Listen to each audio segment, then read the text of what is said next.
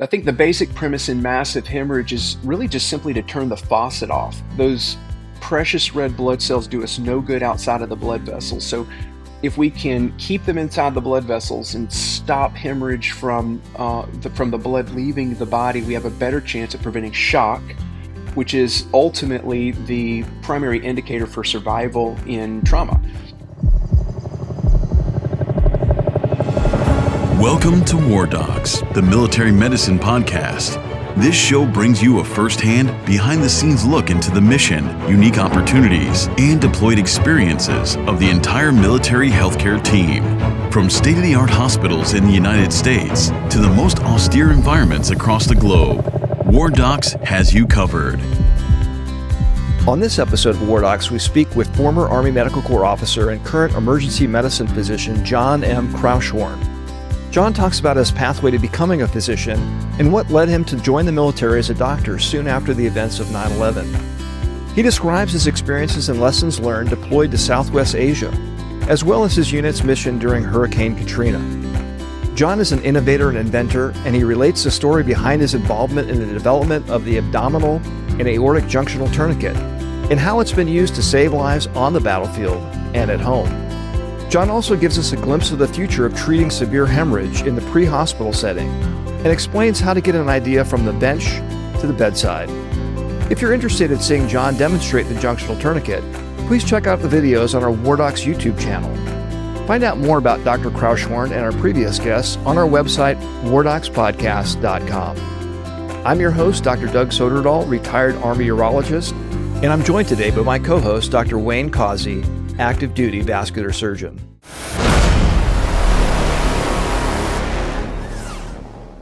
Today we're privileged to welcome former Army, current emergency medicine physician, Dr. John M. Croushorn to WarDocs. John, thanks for joining us today. Yeah, glad to be here, guys. Dr. Croushorn, please share with us your early inspirations and how your journey began from graduating with a Bachelor of Science in Electrical Engineering to your decision to pursue a career in military medicine or in medicine. I went to Auburn University and had a degree in electrical engineering and was all set for a job within the power industry. But my best friend in the world was joining the Air Force, and he was in undergraduate pilot training out in Lubbock, Texas. And I went to go and visit him, and I have this very distinct memory of going out there and going to the officer club with him, and he was introducing me to the guy who was the top stick in the class in front of him. And he was describing this solo flight he had taken in this small T-38 aircraft. It was a wild ride. He was going fast. He was spinning the aircraft. And ultimately, what I remember is him going real fast, screaming over the open channel on the radio, "They pay me to do this," and it just sounded like so much fun. My buddy was going to be a pilot. He loved doing that. And I there was a part of me that couldn't see being an electrical engineer as being a hobby, you might say. So I think it changed my perspective. I wanted to have a job that would be both interesting and challenging, and I found that in medicine.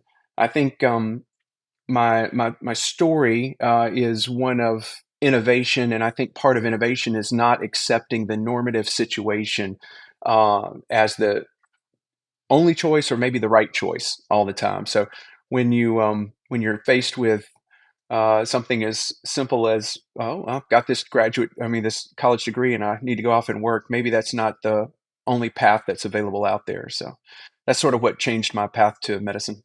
You got into the medicine pathway. Tell us a little bit about how you made the decision to join the Army. I know this happened soon after 9/11, and it's kind of a profound decision for a lot of people. Can you tell us about your decision-making process of when you joined the Army? I watched the towers fall from the pediatric intensive care unit where I was training to emergency medicine. I was on procedure rotation that month, and it was just striking, devastating. I joined the Mississippi National Guard as a flight surgeon with the 185th Aviation Group, and we deployed to Iraq in 2004. It was the first all-guard aviation brigade to deploy to combat. And everybody had these cool task force names like Talon and Dagger and Warhorse, but our commander was a catfish farmer in Mississippi, and so we were task force catfish, and so it it was wonderful. I was definitely in bigger shoes than I think I was prepared for. I was serving as brigade surgeon of the task force. I think my appreciation for innovation in the military really began there. As the command surgeon for the brigade, I was part of commander's special staff. And I remember one day him coming in and asking us, can we do space available aviation during war? And we were flying equipment and personnel to destinations and then returning empty. And I actually remember him saying, seems like an awful waste of fuel. And over the course of the next few months, he put up shacks on every forward operating base with our personnel, with the flight schedules, and they began coordinating moving packs on return flights that crisscrossed the entire theater, really.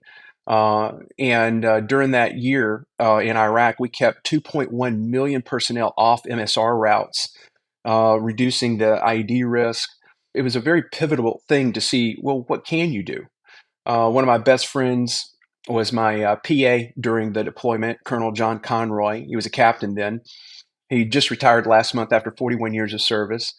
He and the doc I replaced thought it was possible to run a full aviation medicine clinic while deployed. That's not something that had ever been done before. Generally, aviation crews are given a pass on flight physicals for the year if it comes due when they're deployed during war, and they're given extensions. But they thought maybe we could set up a full clinic, and we did. We actually did everything from Class 1 flight physicals to everything else an aviation medicine clinic would do. So I think that kind of thought process was it was very empowering, and it helped us feel like we were maybe doing more for the mission at times. Where were you in your training scenario? Were you done training in emergency medicine, or I tell was. us about that? When the unit got orders to go, I had a few months left in my residency program, and my commander would not let me join the unit until I finished my program. He was just looking out for me, and I appreciate that. And so there was a doc from Connecticut that did the first few months with my unit, and then I joined them in late spring that year after I finished my requirements for residency and stayed with them through the end of that year. So now you were also the lead physician in Mississippi during the aftermath of Hurricane Katrina. Tell us about the difference in Mississippi and Louisiana and their response and their role in that mission for the Katrina disaster. We were the Mississippi Aviation unit. In fact, in the All Guard Brigade, we had guard units from Hawaii. They were one of our heavy lift Chinook companies. We had units from Illinois, battalion out of Illinois, Combat Aviation Battalion, and then we had a unit out of Louisiana. And so the Louisiana aviation folks were actually in our task force. And by the time Katrina fell, everybody had made it back home. We were sort of staggered in a sense. So the 185 came back right around Christmas time, and everybody else came back in the next few months. When Katrina hit, all service members in the Guard were called up from Mississippi. And I remember getting over to Mississippi the night the storm was hitting. Right after the storm passed, we took off, and I think I flew maybe 8.2 hours with U.S. Search and Rescue folks that day after the storm. I wasn't the senior doc in Mississippi. We had two docs that were above me, the state surgeon who remained in Jackson, the state capital, and then another doc who outranked me, who went down. We were based out of Gulfport, and he sort of ran Gulfport, the medicine there. So Gulfport went from a small contingent of troops to all the troops that were responding were going to be based out of Gulfport. And so I was the aviation doc for the unit. And what that put me in was the role where I was sort of overseeing the field medical response that the military could bring to bear. And it's interesting because I think that the living conditions were far more austere in southern Mississippi after Katrina than anything I experienced in Iraq or deployed life anywhere. But sometimes solutions and innovation is born out of necessity, and at times they're almost born out of boredom. So at Katrina, we were at the airfield at Gulfport, And the U.S. Air Force, or the Air Guard actually, had deployed a hospital unit. It was an EMEDS plus 25 basic, but they didn't have their hospital. So all their personnel were sitting in a big hangar, just sort of twiddling their thumbs, not being able to really do anything. And at one point, I figured out I knew two of their officers. They attended the same emergency medicine residency program I had. And our unit was running the airspace, but we were also flying food, water, and ice missions where FEMA were sort of directing that there was need. And I thought, well, what if we put a doc and maybe a tech, a nurse on these flights? And so while the crew chief of the helicopter is dumping all the food, water, and ice, they could go out and look and see if there were any medical needs. And if there was somebody that needed evacuation, we would go ahead and take them. If it was a good sized community that had need, we would set up a return date and go and do a clinic. The helicopters would drop us off. Most of the roads in the South Six counties in Mississippi were impassable. There were no doctor's office opens, no pharmacies opened, and only 2 hospitals in the South Six counties, which were just simply overwhelmed. So ended up being very successful. We were able even to have some medicines filled for these patients. And then the other thing that we ended up doing was evacuating patients from one of the hospitals over to Panama City. The Air Force critical care transport resource was there, sitting in the hangar, but they didn't have authorization to use their airplanes to evacuate patients. It can be a complicated process for the state governor to request that resource, and it just hadn't happened. But we had a hospital that was literally overrun, and our Chinooks can carry 24-liter patients. And so we actually used the Air Force Critical Care Transport Team and their equipment on a Chinook to evacuate patients out of a hospital. In fact, actually, the Air Force folks were concerned that the Army bus on the Chinook would blow all of their equipment. The Army folks were concerned that the Air Force equipment would blow the bus on the Chinook. So there was a little coordination. They had to come down and do some quick testing, but we did. It was a successful evacuation of, I think, the first time an Air Force critical care team had ever evacuated 24 patients, some of which were ventilated on an Army platform. So we did a couple of fun things during that response. I was down there for the first 5 weeks, and then we moved north, and Big Army sort of came in and took over. So your interaction with federal medicine wasn't only with the Guard and the Army, it was also with Department of Homeland Security and the FBI. Can you tell us a little bit about those experiences as well? I became interested in tactical medicine really in the late 1990s when I was in medical school. I volunteered with law enforcement. I went through CONTOMS, which was sort of the only game in town if you wanted to learn that skill set. CONTOM stood for Counter Narcotic and Tactical Operation Medical Support. It was run through the Uniform Health Science University.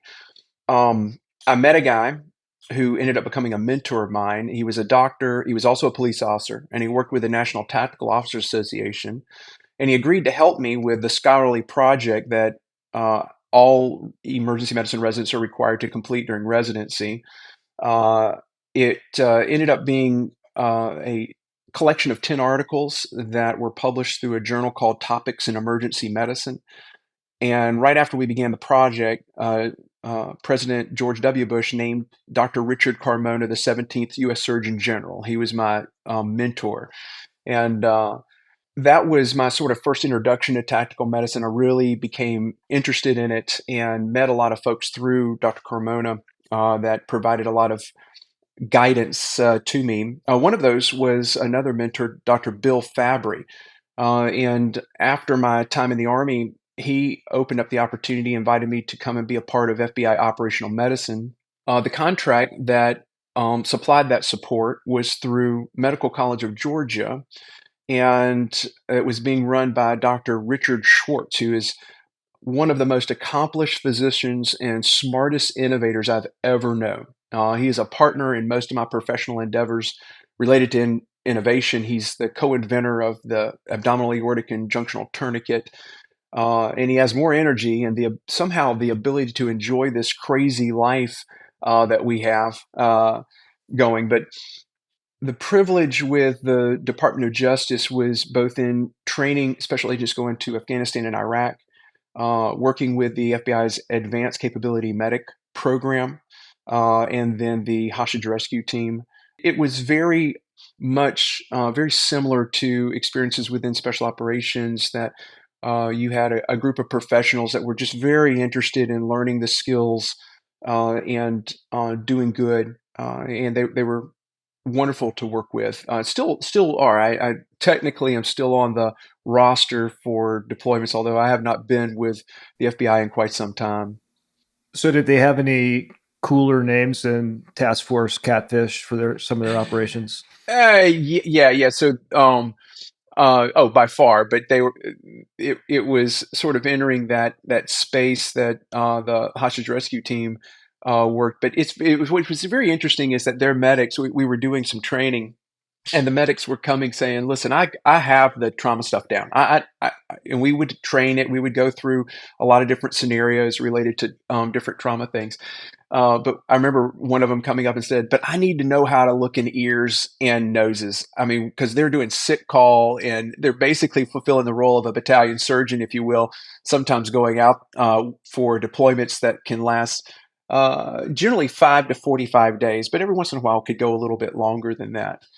The role within tactical medicine began sort of after the Army with the FBI, but Medical College of Georgia and Richard Schwartz opened up several other opportunities, and one of them was with the National Tactical Officer Association. There was a partnership between industry, academia, and the National Tactical Officer Association to come up with a competency-based definition of tactical emergency medical support, and I chaired the working group that was responsible for that. And ultimately, it became the competency-based definition and guidelines that both the NTOA used, and we presented it to Department of Homeland Security, and they began to use it in their 23 agencies, and it grew, but remained open source. In fact, it's still a project that's alive and constantly being worked on and changed. So you mentioned innovation, and you and Dr. Schwartz had developed the abdominal aortic junctional tourniquet. What gap or challenge in medical care were you seeking to address, and what were healthcare professionals using prior to the abdominal aortic junctional tourniquet? Requirements-driven innovation is sort of really the heart of the matter. And I'll explain. I think when one returns from deployment, it's common to write up after action reports. Sometimes we're writing up handoff documents to be used by those that are replacing us. After action reports, or AARs, identify items and issues that both require improvement or sustainment. And rarely, in my experience, does anyone put a lot of thought into the actual solutions to those items that need improvement. They're very capable of pointing out the things that didn't work, but not always. And part of this because it's not their job to find the solution. But I think we all have the ability to be an innovator. We all have the ability to come up with solutions. Improvement can be to a process or procedure or solutions to more difficult issues. So June 17th, 2005, a hero among heroes, Bob Horgan, died in a raid in Iraq. The building was breached and he was shot on entry. The medic pulled him from the breach point. 4 minutes from the point of wounding, he was placed on a helicopter and flown to a waiting surgical team 12 minutes away, and he was dead when he got there. There was really nothing that could be done. Solutions were attempted, including teaching senior assault medics how to open the pelvis, ligate iliac arteries, but that's very difficult in the field, and it's not an easily sustainable task. We've been teaching medics to put a knee into the mid-abdomen. So the idea of knee boa, sort of a play on words from Reboa, it's not really a new thought, but it's basically a pressure point for the aorta. But you can't continue to care for the casualty, move the casualty, and keep your knee there. So in 2006, through work at Medical College of Georgia, there were some residents that were looking for a scholarly project. And Richard and I suggested they look at the weight required to stop blood flow through the aorta. And they found it was about 80 to 140 pounds of pressure over the umbilicus, and it would stop flow through the pelvis, and the femoral arteries would have no flow by ultrasound. They presented it at the American College of Emergency Physicians meeting in 2007. And I remember eating dinner with these young physicians and telling them that we knew some folks that would likely pay for a device that could do what they proved could be done.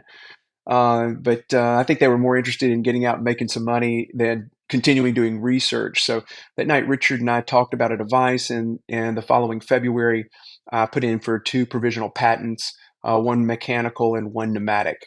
And we began doing research on it in 2009. By 2011, we had human and animal data and working prototypes, and requested the first 510(k) clearance from the FDA. They responded in 8 days, granting us clearance.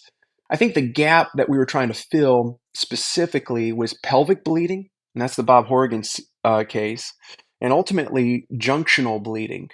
There really weren't any solutions other than direct pressure and then trying to get casualty to treatment facility as fast as possible. So take us through a situation. So you have a patient who's injured. Our listeners aren't probably, a lot of them, not understanding exactly what this junctional tourniquet is that you're talking about. Can you give us just a brief overview of how it's applied and what exactly it is that we're talking about now? Junctional bleeding really refers to bleeding where the extremities join the torso. So the groin, the axilla, and to be honest, the neck is also a junctional area. There are places where it's very hard to get hemorrhage control. So if you're having bleeding, these are areas where you can't place a tourniquet. There are also areas where sometimes hemostatic agents aren't enough because the cavity may be very large. You know, if you have bleeding in the pelvis, you can almost pack the pelvis if you can get enough in there, but sometimes that's just simply not enough. The groin space can be disrupted by trauma to the point that hemostatics are very difficult. They can be overwhelmed by the amount of blood.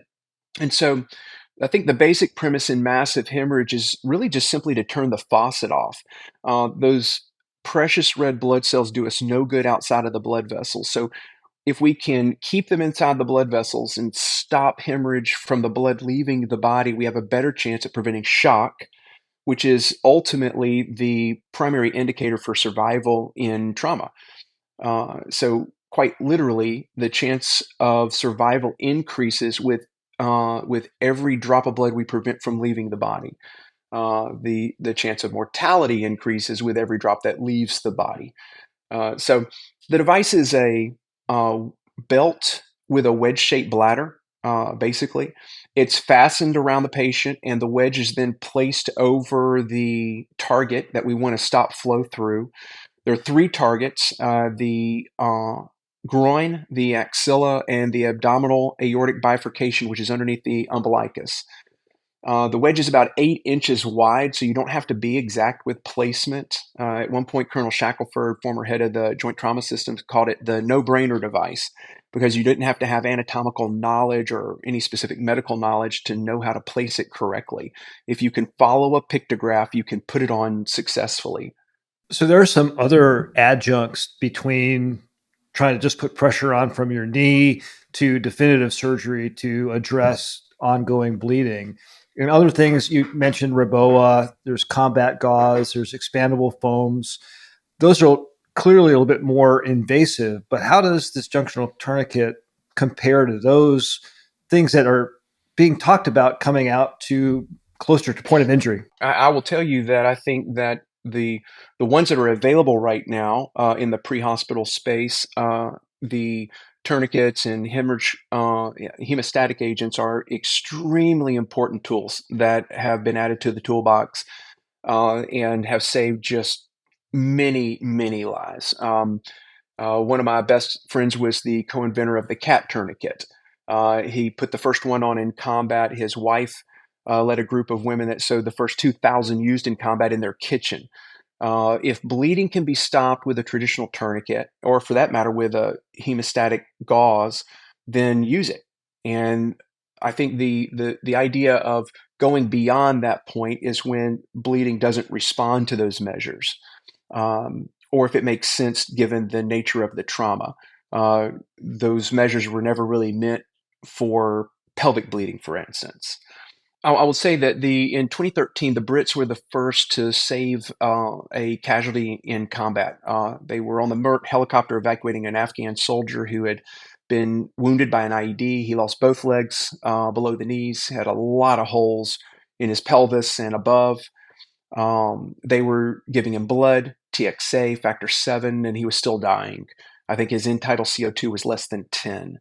They applied the AAJT and he began to stabilize. His end-tidal CO2 rose to 60 within 30 seconds.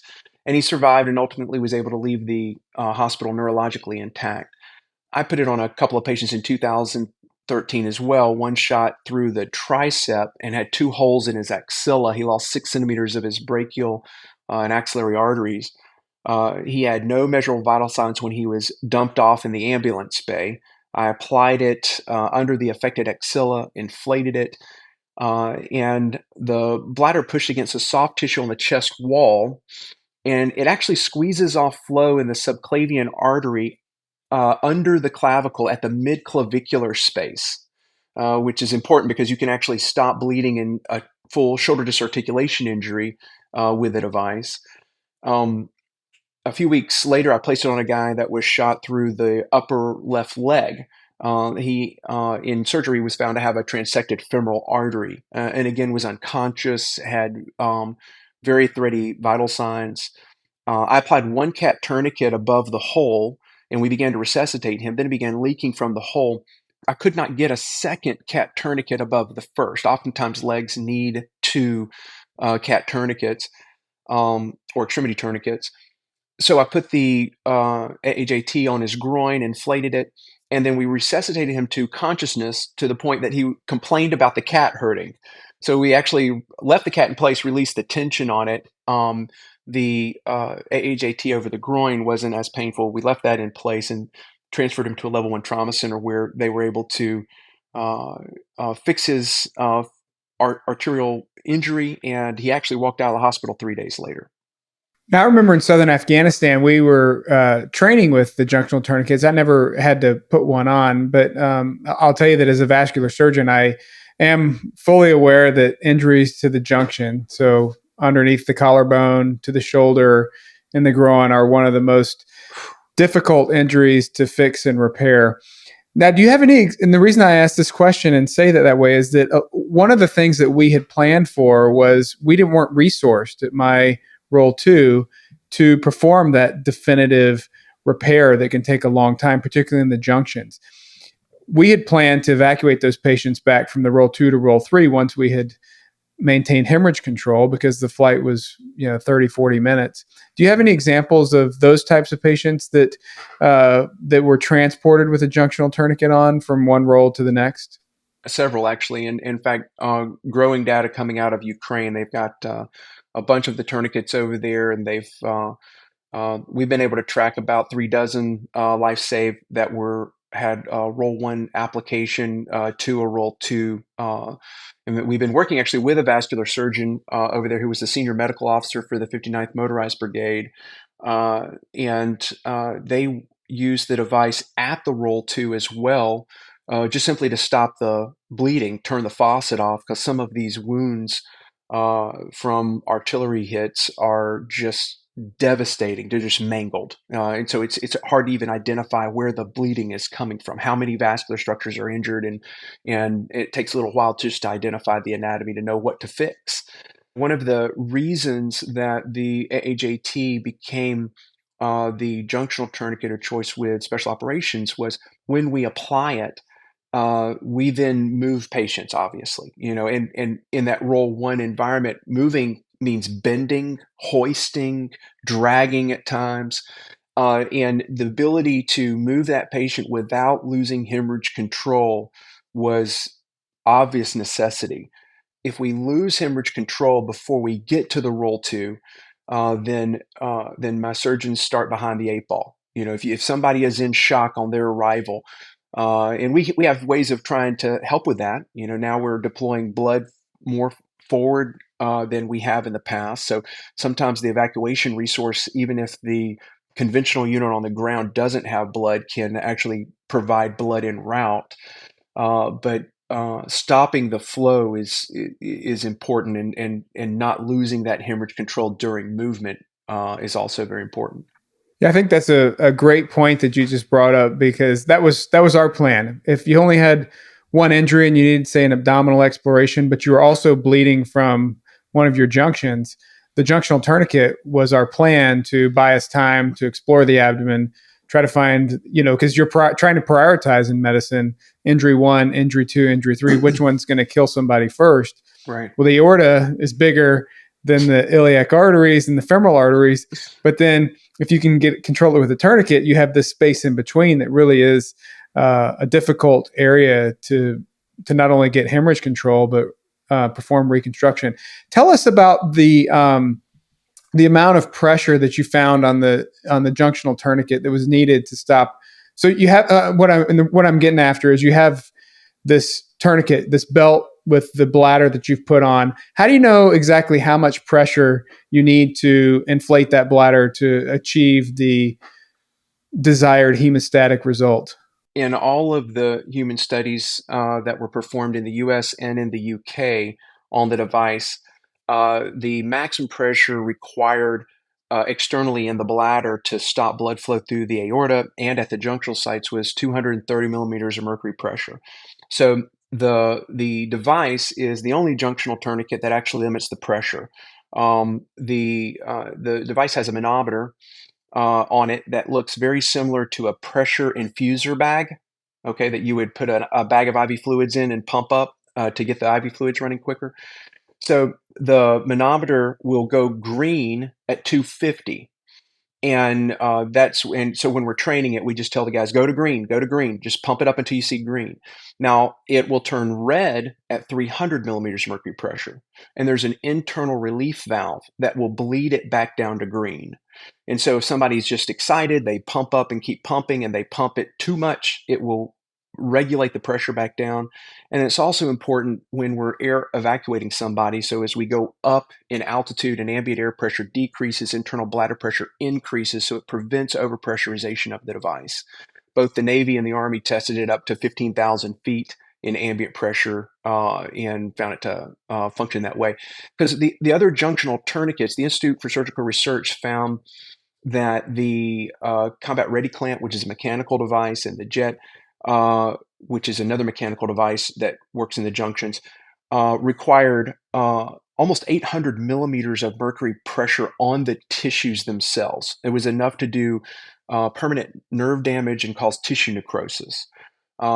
Johnson at Wake Forest looked at the SAM junctional tourniquet and found it to be about 740 millimeters of pressure on the skin for it to work appropriately. And part of that's because these devices are focusing the pressure in small points. Ours is a 8-inch wide bladder. And so the larger surface area means that we can achieve the cessation of vascular flow under that bladder with lower pressures. The Navy also tested looking at the pressure in the bladder actually being representative of the exact pressure on the skin. And so, which sort of makes sense. If you have the device on tight and you pump it up, the pressure that's being registered in that bladder is the pressure being applied to the skin. I just want to explain something to our listeners so that they can fully understand exactly what you're talking about, because what you're trying to overcome is the systolic blood pressure of the patient, because that is the pressure that's perfusing that limb or that area that's bleeding. And you only need enough pressure to overcome the systolic blood pressure of the patient at that time. And so the lower you can get that pressure, say you, in your case, 250. And I'm not advocating one over the other, but the lower you can get that pressure at 250, that say the normal systolic is 140, the closer you can get to 140, the less damage you're going to cause to all that surrounding tissue. So if one is 250 and one is 750, the 250 is far superior than the 750 just because you're not causing collateral damage to the surrounding tissue. Absolutely. Absolutely. And a lot of these trauma patients, their pressures are actually quite low at times. And the pressure, the difference between 250 and the pressure that may be running through that vessel often has to do with the supportive structures around it. So you're trying to collapse everything down to get to that depth so that the pressure is actually reaching the vessel you're trying to occlude. Just as a comment as a urologist, the talk of high pressure bladders and low flow is kind of antithetical to me, but I understand it when it comes to bleeding. So I know you said that Stacy Shackelford called this thing the no-brainer bladder, but how hard is it to put on? Who can put it on? How long does it take to put on? Does it take multiple people? Just, what are the specifics of getting this thing on and pumped up to green? It comes in the package already assembled. It's the only junctional tourniquet that sort of comes that way. So they rip it open. It comes out. The Brits conducted a study showing that 1 hour of education with their combat medic technicians, which is the equivalent of our basic medics, 68 whiskey in the U.S. Army, can apply the device successfully in less than a minute. In fact, their time was, I think, 47 seconds was the mean time for application. The actual application of the device, whether it's applied over the abdomen, the groin, or the axilla, has the same 5 steps. So you take this device out of the package, you secure it around the patient. There's a 13-inch long ladder strap that goes into a ratcheting buckle. So that ladder strap is long enough to sort of pass it through the small of the back if you're going for the abdomen. There's a mark on the ladder strap that's red, and the first part of the receiving buckle on the ratcheting buckle is red. And so we tell the guys go red to red. So they just engage the ladder strap with a buckle. Then they take all the slack out of the belt system. So the device can go around circumferences as large as 64 inches, as small as 10 inches. So it's the only junctional device that actually can be used on pediatric patients for that reason. Once the slack is out of the system, then the ratcheting buckle is used to take up and make the device tighter. It completes the tightening process because just like with all tourniquets, you want it tight before the mechanism that's going to occlude the flow of blood is applied. So you get it really tight.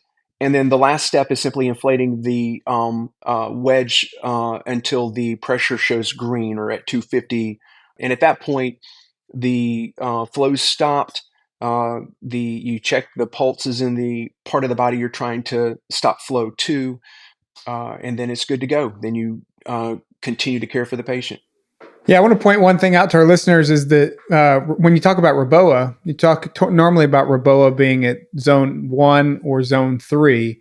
Yeah. The abdominal tourniquet, when it's applied in this manner to the abdomen, is actually being placed in zone 3, just as the Reboa would be placed in a zone 3 location. But I'm curious. So now you have developed this junctional tourniquet. And I know that, for instance, the CAT tourniquets had multiple iterations. I think we're on the 6th iterations. What were the 7th now? Yeah. So what were the iterations that you had to go through with the junctional tourniquet and sort of the process you went through to identify, what worked well and then what needed a little bit of an update?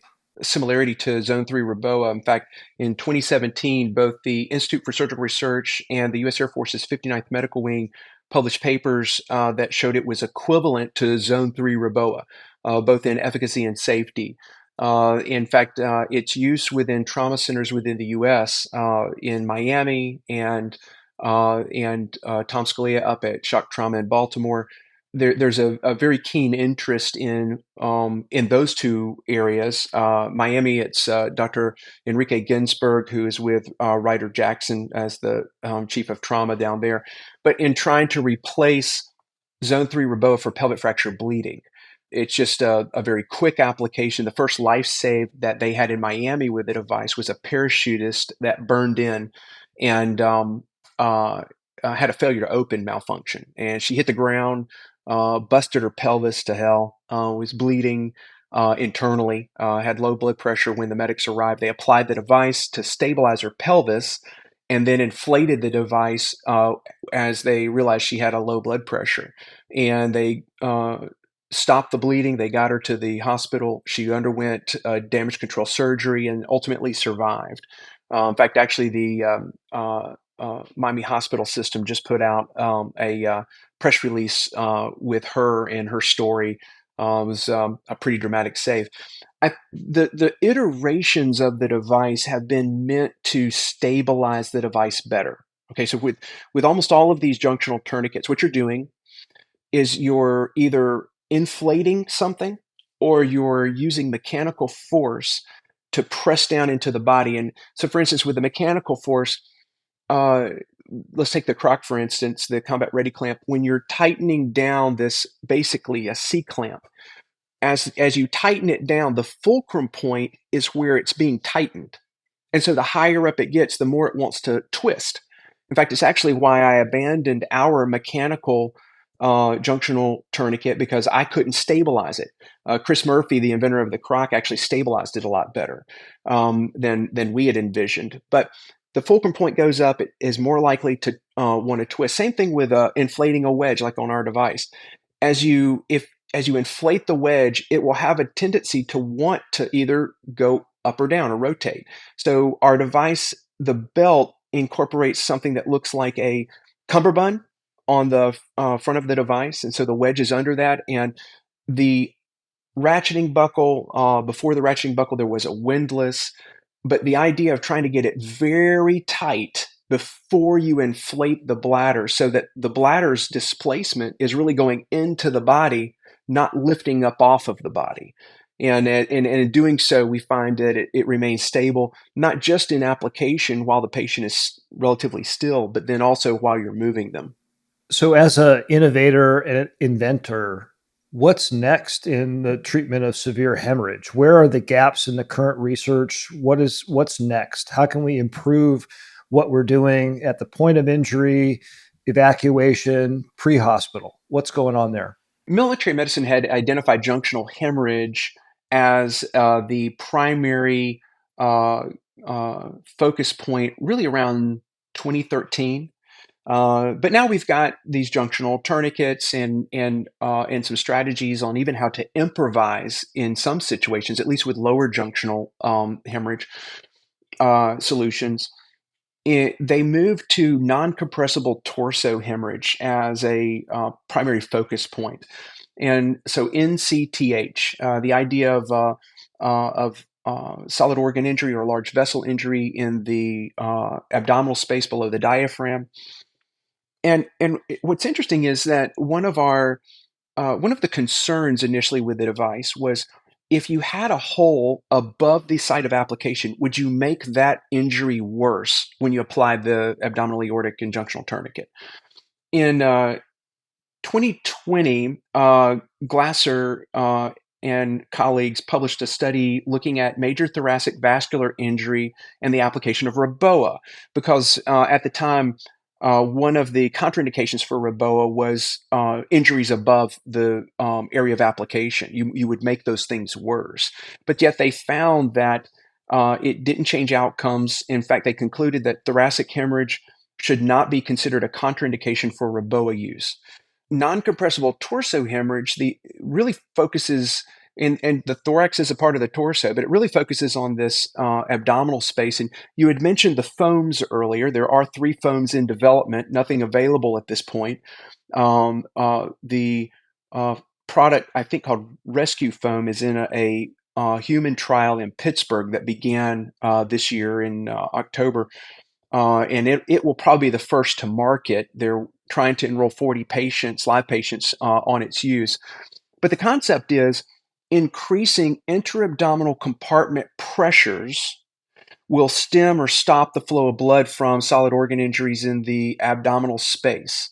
And so the idea of an expandable foam is you apply this by putting insert the applicator maybe through the hole that the injury occurred in. You sort of tape up the other holes, and then you put this foam in, and it will expand, increasing that compartmental pressure. There was a study completed in September of this year, just a couple of months ago, by the Brits, and it was presented in November 22nd at the British Trauma Society, showing that the application of the abdominal aortic junctional tourniquet at the abdominal site, which is already cleared from a safety standpoint, created the same increase in intra-abdominal compartment pressures as the foams are attempting to produce. Except they didn't have to go to 250. So at 200 millimeters of mercury pressure, they were creating 60 millimeters of compartmental pressure within the inter-abdominal space.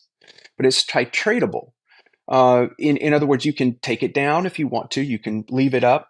The foams, once they're in, are permanent until removed. So you basically create a compartment syndrome, if you will, until a surgeon removes the foam.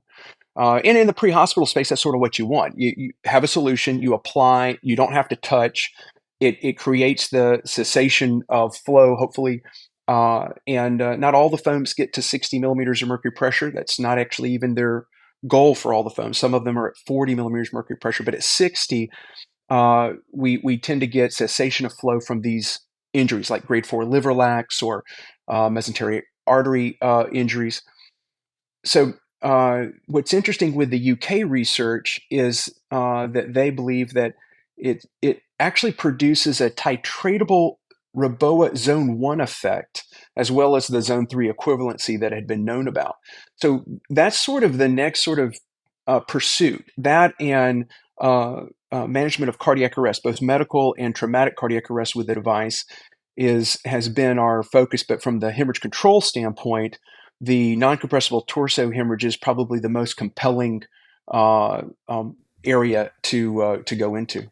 Now, you and I have a mutual friend who's a fantastic person and researcher, Dr. Jason Rawl, who actually, he's a PhD that works in the research lab at Lackland, that is one of the authors of the paper in which you mentioned earlier, where you talked about out of the 59th Medical Wing. Yeah. He was part of that research team.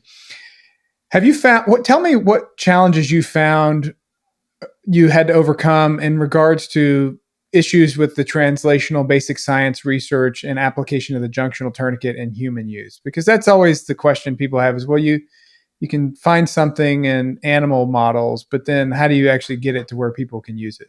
Jason is wonderful, by the way. We love Jason to death. Jason is an independent researcher. He doesn't give me a hint about what he's doing until after it's complete. We've benefited because every study he's done has been a very positive one for the device.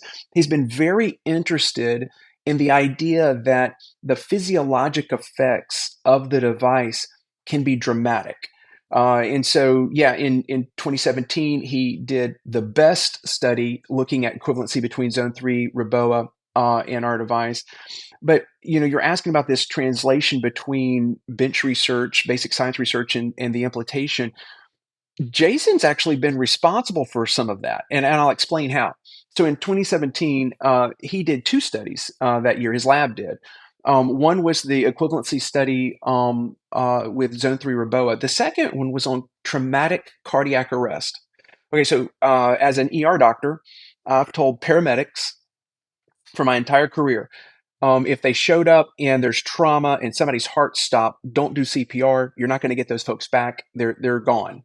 And there is some truth to that because you have to be able to give blood. So in traumatic cardiac arrest, folks die because the tank's empty. And if there's no blood to pump around, the heart, being a muscle, becomes ischemic and ultimately dies because it doesn't have blood and oxygen. Jason did a study that looked at, it was a porcine model, 70 kilo Yorkshire pigs, I think, where he bled them to asystole for 3 minutes.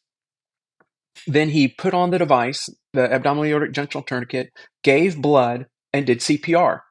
And he had an 83% return of spontaneous circulation. And that was like mind-blowing. I mean, I've never thought of that. And there's studies out there looking in a dog model at giving blood and doing CPR and traumatic cardiac arrest, but it's not really effective. It's definitely not effective just to do CPR. But when you provide that sort of zone 3 Reboa effect, so you're getting a bump in mean arterial pressure. And as Jason points out in his article, you actually don't just cross clamp the aorta, you're cross clamping the IVC. In fact, this is one of the reasons why there's a greater efficacy and physiologic change with the AAJT than Reboa.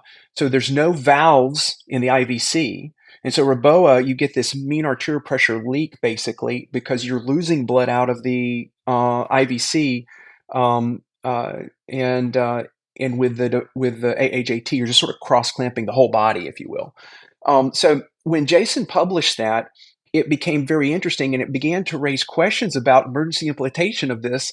And so the Australians were the first to put it to a test. So an Australian air ambulance service in 2019, responding to scene flights on traumatic cardiac arrest patients, applied it.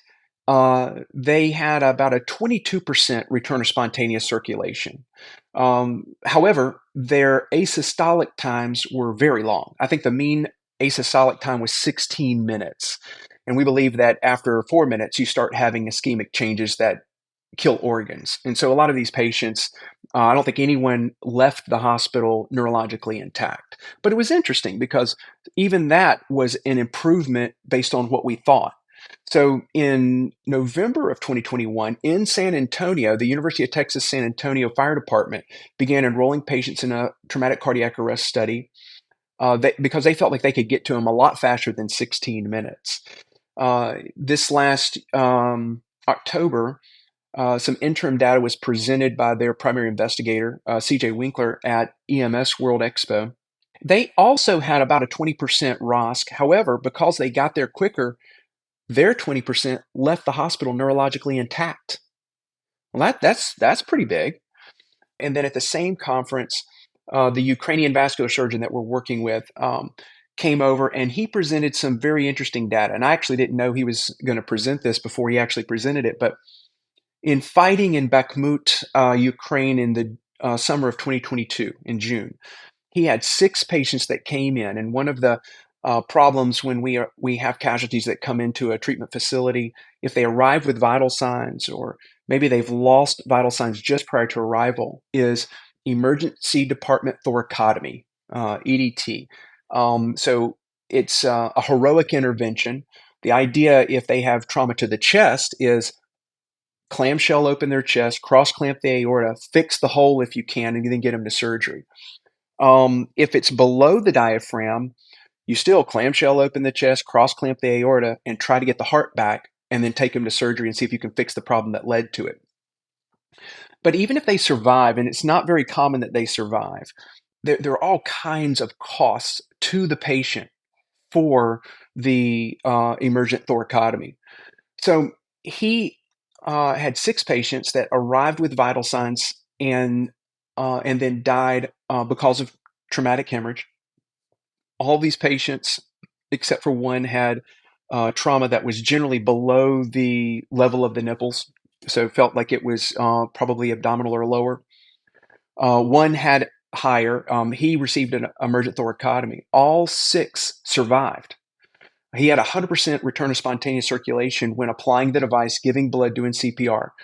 And interestingly, after they filled the tank and took them to damage control surgery, they were able to discontinue the use of the AAJT and maintain normal pressures without vasopressor support. One of the patients could not be evacuated to a higher level of care due to the combat that was going on at the time, and ultimately expired. Of the 5 that remained, 3 were lost in follow-up because they don't have a trauma system where they can track patients. However, 2 of them he remained in contact with, and at the 1-year point, both were alive and neurologically doing well. They both left the hospital neurologically intact.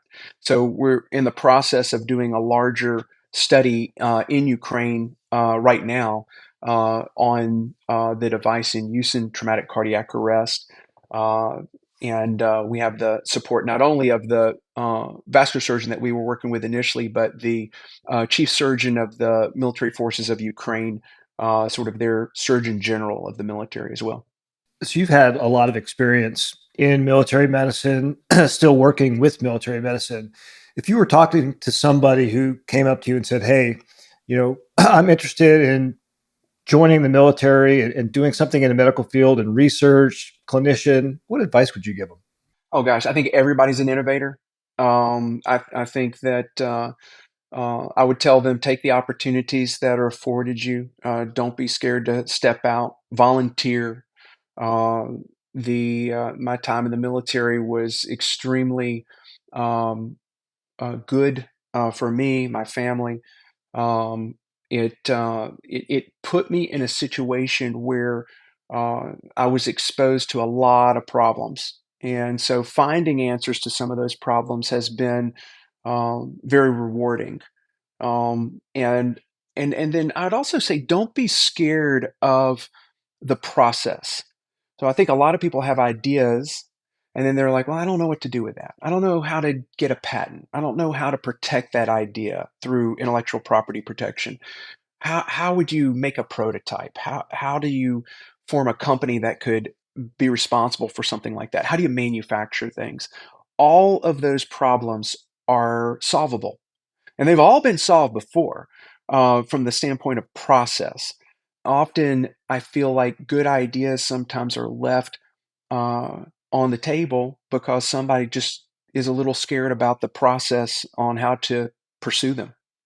We've been speaking with Dr. John Croushorn on WarDocs podcast. John, thanks again for sharing your experiences and insights with us. And thank you for your service to the nation. And thank you for what you continue to do for the folks that are fighting for our freedoms, and you help them bring them back home safe. I appreciate the time, and thanks for the opportunity to speak with you guys today. Thank you for listening to WarDocs. We sure hope you enjoyed it. WarDocs is a nonprofit organization supported by donations from listeners like you. Please follow and subscribe to our show on whatever platform you consume your podcasts, and rate and review this episode, and share the show with your contacts on social media. Find out more information about our show, our guests, and how to become a member of Team WarDocs on wardocspodcast.com. Thank you for your support. If you like war stories and medical drama, WarDocs has you covered. Spread the word.